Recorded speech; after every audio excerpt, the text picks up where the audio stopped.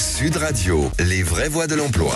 Et on vous souhaite la bienvenue, les vraies voix de l'emploi, ce soir avec Philippe David. La France fait face à deux grands défis, offrir des perspectives aux jeunes et répondre au manque croissant de talents dans les secteurs clés comme l'ingénierie par exemple, le numérique ou la transition écologique. Pour en parler, nos deux invités très complémentaires sera avec nous dans quelques instants. Oui, Bénédicte Sanson, cofondatrice et déléguée générale de TOO. Alors TOO, c'est pas TWO ou TOO, c'est TWOO. Les deux pour le prix d'un. Grandir avec le mentorat. Bonsoir. Bienvenue. Et avec nous, Mickaël Bosco, directeur de l'école d'ingénieurs ESEP sur le campus Méditerranée, du côté d'Aix-en-Provence, ville magnifique s'il en est. Exactement, bonjour, là où le soleil est là plus de 360 jours par an quasiment. Oh ça va, commencez pas à nous là, chercher. Ça commence mal. Allez, on vous souhaite la bienvenue. Les vraies voix Sud Radio. Et on va démarrer par Bénédicte Sanson, cofondatrice et déléguée générale de TOO, Grandir avec le mentorat. Alors déjà, on a envie de comprendre ce qu'est TOO, Grandir avec le mentorat. C'est quoi ? Je crois qu'il y a plusieurs façons d'organiser en tout cas son temps auprès de vous. Oui, tout à fait. TOO, Grandir avec le mentorat, c'est une association que j'ai créée avec Dominique Cristino il y a 16 ans maintenant. Qui est le président de la CCI Île-de-France. Oui. Île-de-France, c'est ça. Qu'on salue d'ailleurs.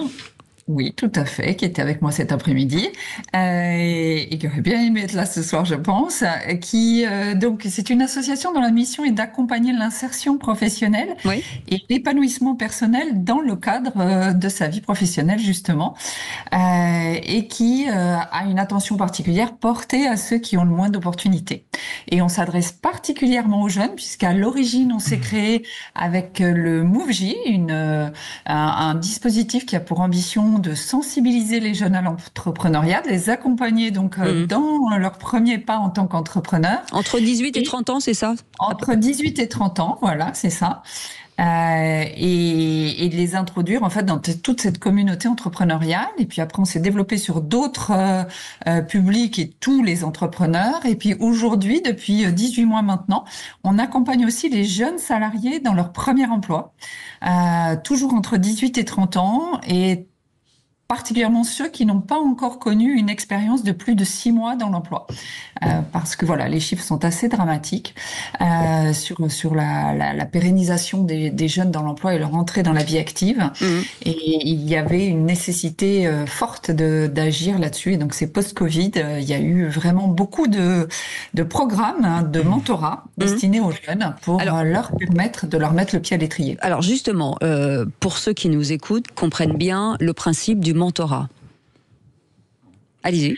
Donc le mentorat, c'est un accompagnement entre pairs, PAIR. Donc c'est quand vous êtes entrepreneur, c'est un entrepreneur expérimenté qui a connu ce que vous êtes en train de vivre et qui va, par du questionnement et du partage d'expériences, vous aider à comprendre qui vous êtes, comment vous vous situez, à identifier quelles sont vos forces, quels sont les points sur lesquels vous avez besoin de vous consolider ou d'aller chercher des ressources extérieures pour ensuite construire votre propre chemin pour atteindre les ambitions que vous avez.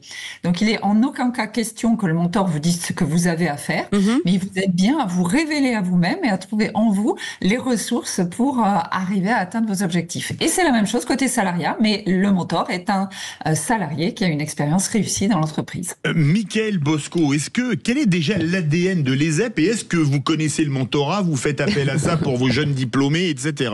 Effectivement, alors moi je représente le campus Méditerranée de l'ESEP. Effectivement, notre école est présente sur 2 campus.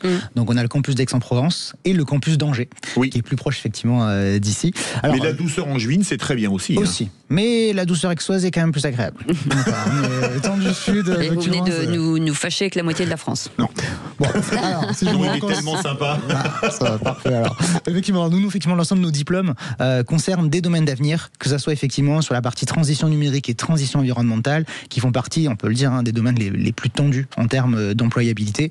Et on propose 3 types de parcours. Donc, on a des bachelors, donc en 3 ans, sur les domaines de la cyber ou de l'IA. On a aussi des masters en 2 ans, plus sur la partie cybersécurité. Et puis après, également un cycle ingénieur avec 2 ans de classe préparatoire intégrée, 3 ans cycle ingénieur dans 2 domaines très différents, mais en même temps, avec le mot transition qui les unit, tout ce qui est en lien avec la santé, sécurité, environnement, tout ce qui est énergie, tout ce qui va être qualité, gestion des risques, mais aussi protection de l'environnement, et l'autre partie aussi cyber, IA, objets connectés. Donc vraiment, effectivement, ce qui est super important, c'est que nos deux campus sont connectés au tissu économique local, et c'est ce qui garantit justement l'excellence et l'employabilité de nos étudiants qui trouvent un premier emploi bien rémunéré assez rapidement, avec notamment plus de 80% d'entre eux qui signent une promesse d'embauche avant d'être diplômés. Comment on flèche parce que finalement, les élèves vers vous, comment vous les trouvez? C'est quoi aujourd'hui un ingénieur? Parce que un ingénieur, je pense que les gens ne définissent pas vraiment ce rôle. C'est très vaste. Tout à fait. Effectivement, déjà, on peut revenir sur déjà les labels d'ingénieurs. On a notamment la commission de titre d'ingénieur et la CGE, Conférence des grandes écoles, qui sont des labels qui sont attribués aux écoles d'ingénieurs dans le but de garantir notamment la qualité de formation, qui prend en compte l'ouverture internationale, la qualité du corps professoral. Mais c'est vrai qu'un ingénieur, c'est un métier qui est vraiment polyvalent et je dirais même passionnant. Il repose en fait sur 3 principes: les sciences, la technique et les humanités. Alors, pourquoi les sciences notamment? Parce qu'effectivement, un ingénieur, quand il est dans une société, il doit proposer un certain raisonnement, une logique pour résoudre un problème. Il doit apporter aussi... Il y a une intelligence d'ingénieur, à mon avis. Pour en avoir fréquenté pas mal. Je confirme ça. Non mais c'est vrai en plus. Tout à fait. Et après, il va y avoir aussi la partie technique, parce que on va avoir des ingénieurs dans le domaine du nucléaire, l'aérospatial, de l'environnement, du numérique, et aussi la partie humanité. Pourquoi? Parce que justement, on doit pouvoir savoir gérer des équipes. Et c'est vrai que c'est un métier qui peut faire peur, parce qu'à l'école, beaucoup d'élèves entendent ingénieur, ils se disent ah oulala, maths hyper compliqué, physique difficile, longues études. Mais en fait, c'est un métier qui est tout autre, parce qu'ingénieur, c'est en gros chercher des solutions, créer des innovations et notamment transformer des idées en projets réels. Donc en gros, ce que je pourrais dire, c'est que en fait, le métier d'ingénieur, c'est la personne qui va transformer les idées en solutions concrètes pour la société. Si ça ne fait pas rêver, ça. Si. Bénédicte Sanson, aujourd'hui, le mentorat, ce qui est quand même très, très important, où on parle avec vous de public un peu fragile. C'est-à-dire qu'il y a un moment donné, on rentre dans la vie, on l'a tous eu, on est un peu désorienté, on ne sait pas à qui s'adresser, et c'est là que vous pouvez intervenir. Exactement, et on travaille vraiment sur l'égalité des chances, qu'on soit public fragile ou ayant le moins d'opportunités, ou qu'on soit un jeune qui a un peu plus de chance. Il faut quand même savoir que de passer de la vie d'étudiant à la vie de professionnel, c'est un vrai changement de monde. C'est cette phase de transition de vie où vous construisez à la fois votre avenir professionnel et votre avenir personnel. Est un moment qui est compliqué. Vous n'êtes plus l'enfant de votre mère, mais vous êtes le collaborateur autonome, indépendant, qui est censé savoir comment se passe une vie d'adulte. Et ça, c'est pas gagné. Et c'est de moins en moins gagné parce que la vie est quand même de plus en plus complexe, codifiée.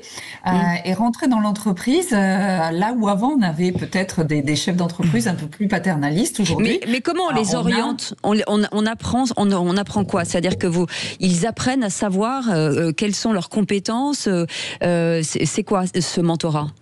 Alors nous, on ne va pas les orienter, mais une fois qu'ils ont trouvé leur emploi ou qu'ils ont décidé de créer leur entreprise, le mentor est là pour les accompagner sur le chemin, sur les premiers pas, donc pendant 1 an, 6 mois, 1 an, sur les premiers mois donc de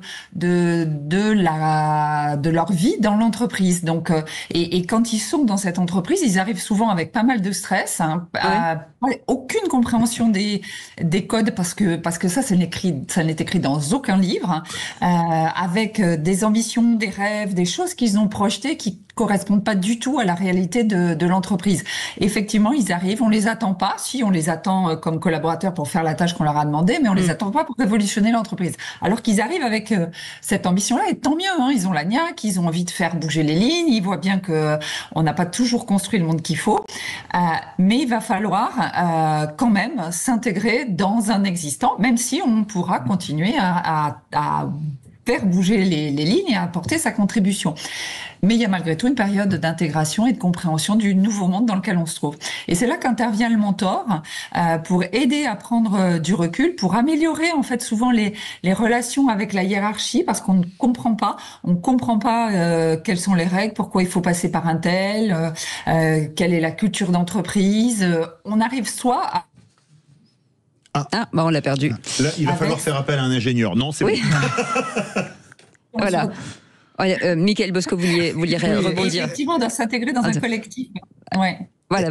Et effectivement, il y a deux types de mentorat. Il y a les mentorats qui ont lieu pendant les années d'école. Par exemple, on a travaillé avec des associations comme Article 1, par exemple, où c'est des mentorats qui ont lieu pendant les années de formation. Oui. Et après, des associations comme Tout qui vont intervenir après, lors des premiers mois en entreprise. C'est vrai que le mentorat est super important pour ça. Il faut un coach, un guide, je dirais presque, tout au long, pendant la scolarité, mais aussi après, sur les premiers pas du monde professionnel. Allez, on fait une petite pause. On revient, vous bougez pas dans un instant. On est ensemble jusqu'à 20h et on parle de mentorat et on parle d'un métier passionnant parce que nous on a regardé avec Philippe et finalement on s'est rendu compte que le champ des possibles est ouvert par ce métier d'ingénieur. Et cette émission est une véritable ingénierie radiophonique, ma chère Absolument, Cécile. absolument. Accessible. À tout de suite. Sud Radio, c'est vous qui donnez le ton. Merci Sud Radio pour votre diversité dans les échanges. C'est vrai que c'est une radio libre. Sud Radio, parlons vrai. Sud Radio, les vraies voix de l'emploi. Et les vraies voix de l'emploi ce soir avec deux sujets passionnants. Bénédicte Sanson qui est avec nous, cofondatrice et déléguée générale de Tout TW2O Grandir avec le mentorat, et avec nous Michael Bosco, directeur de l'école d'ingénieurs ESEP sur le campus Méditerranée. On va revenir avec vous Michael Bosco pour en savoir un peu plus sur les ingénieurs. Déjà, combien de temps faut-il à peu près pour qu'un ingénieur soit confirmé ? Alors, effectivement, un diplôme d'ingénieur, c'est un bac plus 5. Ça veut dire effectivement, soit un étudiant suit une classe préparatoire intégrée au sein d'une école d'ingé et continue sur 3 ans, soit alors, il peut faire des CPGE, donc classe préparatoire générale aux grandes écoles, puis après continuer sur 3 ans de cycle ingénieur. Et on a aussi des admissions parallèles.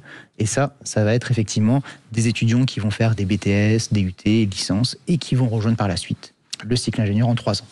Mais pourquoi ça manque, Philippe, pourquoi ça manque d'attractivité ? Pourquoi il y a autant de méconnaissance de ces métiers qui ont l'air passionnants en plus ? Ah oui, c'est sûr, ils sont très passionnants, mais je pense que d'une part, il me faudrait une revalorisation de la culture scientifique, et d'une part, ils font peur. Et c'est pour ça que justement, actuellement, on peut dénombrer des gros besoins en ingénieurs en France, à l'échelle nationale, mais aussi des besoins qui vont dépendre un petit peu des régions et encore plus marquants dans la région sud. Ouais. alors, est-ce que, pour faire une école d'ingénieur, il faut automatiquement avoir un bac S, de préférence avec mention, ou est-ce que quelqu'un qui a fait par exemple un bac B, où il y a quand même un peu de maths, sur un malentendu, comme dirait Jean-Claude Duss, peut y arriver ?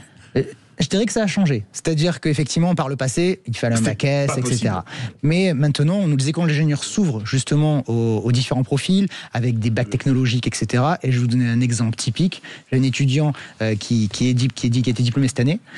Il a fait un bac technologique où il est passé tout le temps en rattrapage. Il a fait nos 5 années de l'école et là, maintenant, il va commencer un doctorat. Donc, il va viser un bac plus 8. Ah, c'est génial. Donc, comme quoi, effectivement, avec une pédagogie où on va replacer justement les étudiants au centre du process, on arrive à faire des miracles. Par contre, je viens de me faire lyncher dans le casque, j'ai dit bac B et pas ES. C'est vrai que B, ça n'existe plus depuis des années. Des années 80, ça y est. On a daté... manque plus que le discours et on sait que vous avez 78 ans maintenant. C'est fait. Je voulais dire un truc intéressant. Il faut absolument, sur la féminisation du métier, comment attirer plus de filles. La base, le problème, c'est les maths. C'est-à-dire que pendant très longtemps, on les a écartés en disant non, c'est pas pour vous. Aujourd'hui, il faut redonner justement, revaloriser ces métiers auprès de la gente féminine. Ouais, tout à fait. Je suis d'accord. C'est très important de former plus de filles dans les métiers techniques et d'ingénieurs, puisque aujourd'hui, elles sont vraiment sous-représentées. Alors qu'effectivement, que les domaines. Combien de pourcents ? Alors, ça va dépendre des écoles, ça va dépendre des domaines, mais on est entre 25 et 30%. Ah oui. Voilà, dans les meilleurs stats. En réalité, des fois, on peut aller, selon certaines promos, à 10%. Et donc, déjà, on peut essayer de comprendre quel est le but et pourquoi on doit féminiser les profils. Tout d'abord, d'une part, la partie équité. Les métiers scientifiques et techniques, ils doivent être accessibles à toutes et à tous. Absolument. Ensuite, l'égalité des chances. Exactement. La diversité des points de vue, plus de femmes, c'est aussi plus de créativité. Ça doit permettre d'avoir une autre approche. Mais aussi un besoin économique. On ne peut pas dire qu'on manque d'ingénieurs en France et se passer de la moitié de la population. Et également aussi l'inspiration, c'est-à-dire montrer que la science et la technologie, elles ne sont pas réservées qu'aux garçons, et ouvrir des vocations dès le plus jeune âge. Et donc, quelques actions ont été mises en place. Nous, on travaille notamment avec une association nationale, Elle Bouge, mais aussi avec une association Power Minute dans la région sud, où justement l'idée, ça va être de changer les représentations de l'école, notamment mettre en avant des modèles féminins, mais aussi donner confiance, encourager les filles, justement pour casser ces stéréotypes qui peuvent exister, mettre en place des mentorats, avec des femmes notamment, ça marche très très bien, et ça va effectivement, Alex, que Madame Sanson disait par la suite, et aussi montrer le côté concret et adapter les formations, et donc notamment, on a des journées thématiques. dans ce but. Mais le manque d'ingénieurs, et après on va retourner voir Bénédicte Sanson, s'explique par le manque de vocation, ou peut-être aussi par le fait que les classements Teams, qui sont des classements scientifiques internationaux, montrant la baisse de la France, aujourd'hui le niveau de baisse, la baisse du niveau scolaire jusqu'en terminale, pénalise les jeunes qui veulent être diplômés d'une école d'ingénieurs parce qu'ils n'ont pas les bases en maths, en physique, etc.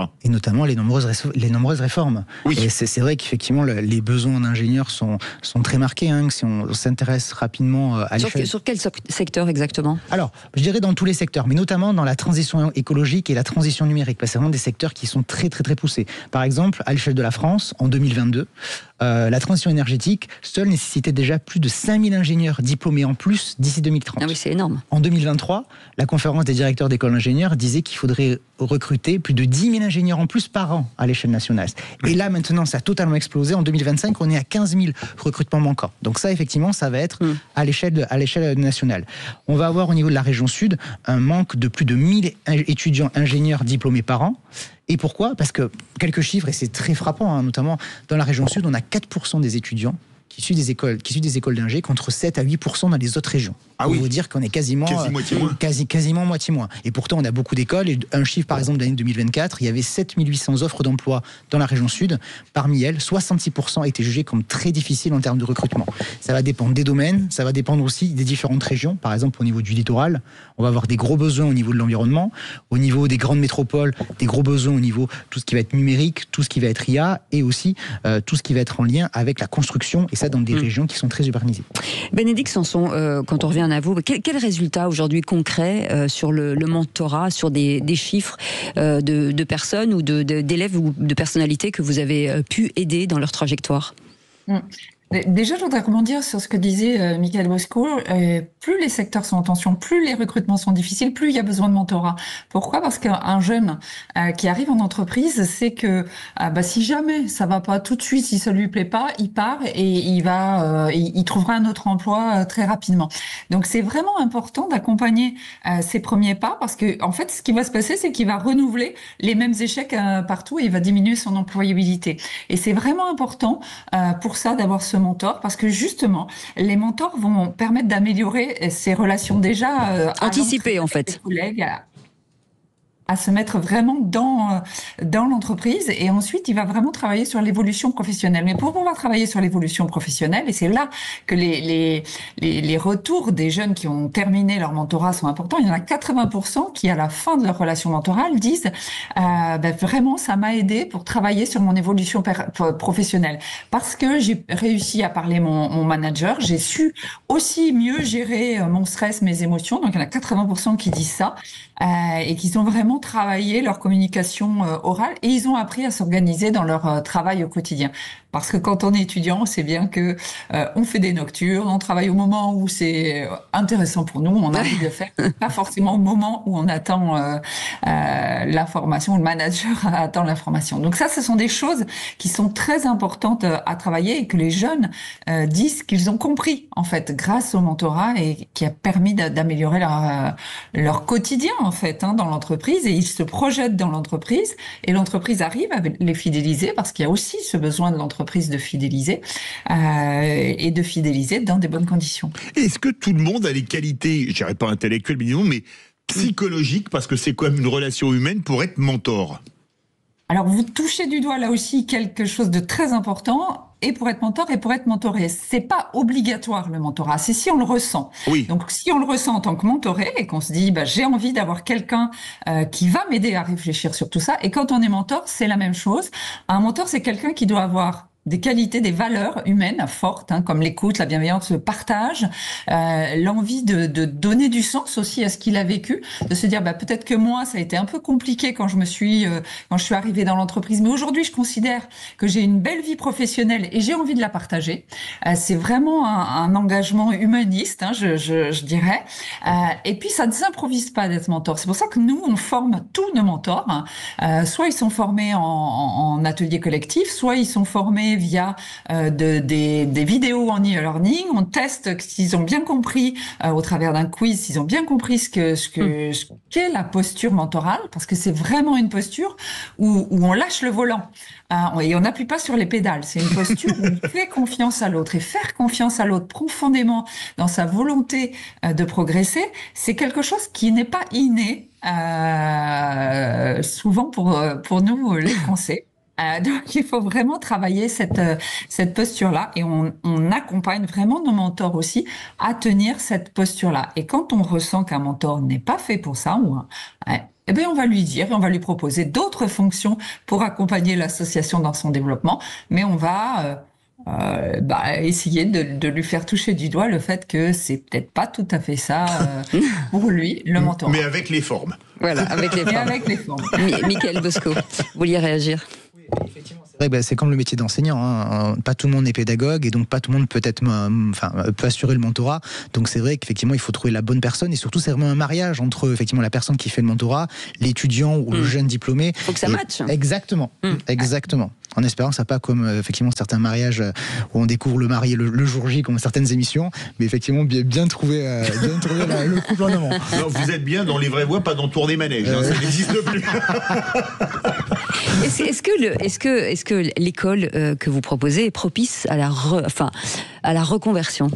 Oui, tout à fait. On a parmi certains de nos étudiants, moi j'ai eu depuis que je présente sur le campus d'Aix, donc depuis 8 ans, je crois que l'étudiante la plus, on va dire, avancée en termes d'âge avait une 50aine d'années. Donc on a beaucoup de reconversions. Et une femme en face. Une femme, tout à fait. Et qui avait une formation scientifique? Exactement, une formation scientifique, qui avait fait pendant 20 ans autre chose et qui voulait se remettre dedans dans le domaine du QHSE, qui est un des domaines qui recrute. C'est quoi le QHSE? Qualité, hygiène, sécurité, environnement. Dans toutes les entreprises, on a besoin d'ingénieurs QHSE, et c'est vraiment le domaine qui recrute le plus dans la région. Bon, si on parle salaire, ce qui est important, pas le vôtre, bien entendu, ceux de vos étudiants, parce que d'abord on parle de ce métier, d'un métier pérenne, puisque on le dit, aujourd'hui, il nous en faudra 15 000. C'est-à-dire que vous pouvez aller d'une entreprise à un autre. Les salaires, c'est quoi en moyenne? C'est vrai que le gros avantage d'être ingénieur, c'est que c'est vraiment, ce ne sont pas les ingénieurs qui cherchent du travail, mais ce sont les entreprises qui viennent les chercher. Oui. Nous, parmi nos chiffres, en termes d'entrée de salaire, pour un jeune diplômé, c'est minimum 40 000 par an.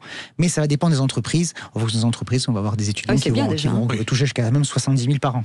Ah oui. En fonction, on a le cas sur Aix-en-Provence, j'ai 2 étudiants, un qui a été pris dans une boîte qui était à La Ciotat et qui finalement a décidé de changer à l'étranger. On lui a presque proposé le double. Il a accepté bien sûr. Et donc il est parti dans quel pays? Il est parti à côté d'Amsterdam. Donc là c'était vraiment à Rotterdam exactement. Et là il veut revenir justement dans une autre entreprise dans la région, mais en gardant le salaire. Donc là il est en pleine négociation, mais en termes de salaire minimum, c'est minimum 40K en moyenne. C'est vrai que le soleil est meilleur à La Ciotat qu'à Rotterdam. Un dernier petit mot avec vous, Bénédicte Sanson. Les objectifs de l'association, c'est quoi? Les objectifs, c'est que chacun trouve sa place dans le monde professionnel. Et puis après, on a des objectifs quantitatifs. Et aujourd'hui, ce programme Work, là, dont je vous parle, il est vraiment important. C'est une expérimentation qui est financée par des investisseurs qui seront remboursés par l'État. Si on arrive, nous, à faire la démonstration que de rentrer dans la vie professionnelle avec un mentor, c'est avoir plus de chances de trouver sa place et sa voie. Donc, vraiment quelque chose qui nous tient beaucoup à cœur et pour lequel on est vraiment convaincu que c'est sans doute une des voies pour apaiser ce monde un petit peu violent dans lequel nous sommes tous. Eh bien voilà, merci beaucoup. Merci en tout cas, vous. à vous deux, merci Bénédicte Sanson, cofondatrice et déléguée générale de tout. J'explique un TW2O, grandir avec le mentorat. Et merci beaucoup, Michael Bosco, d'avoir accepté notre invitation et d'être venu jusqu'à nous, directeur de l'école d'ingénieurs ESEP sur le campus Méditerranée. Bien entendu, vous retrouverez tout sur les réseaux sociaux. Et on vous remercie. On remercie notre équipe adorée qu'on embrasse. On embrasse Aude, Maxime, on embrasse François-Louis, bien sûr, Justine qui est avec nous aussi, et Baptiste. Et on vous souhaite une très belle soirée. On se retrouve demain à partir de 18h. Dans un instant, Magali Berda. On vit pas dans la même monde, dans la même France, pardon. Mathias Renaud sera avec elle en débat, députée RN de la Somme, et Ilham Bouzid, journaliste, influenceuse, avec ses drapeaux justement palestiniens hissés sur les frontons des mairies. Encore un bon débat ce soir chez Magali Berda. Passez une très belle soirée, on se retrouve demain. Salut Philippe. À demain, partir de 18h. 18h. Salut. Sud Radio. Sud Radio. Parlons vrai. Parlons vrai. Sud Radio. Parlons vrai.